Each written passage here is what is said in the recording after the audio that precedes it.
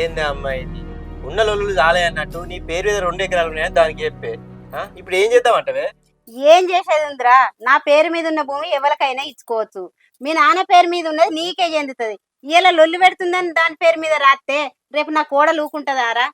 నేనైతే ఇప్పుడు వదిలేసుకోవాలి కదమ్మా. రేపటి కాలం నేను ఇల్లు మొదలు పెడతా, అది ఇంటికి వచ్చి లొల్లి చేస్తే నా పరిస్థితి అని చెప్పు.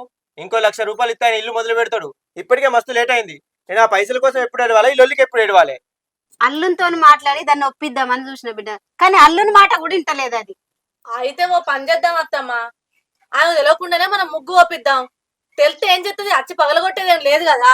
నువ్వు ఆలోచించేది ఇప్పటి మందమే, నేను ఆలోచించేది రేపటి భవిష్యత్తు కోసం.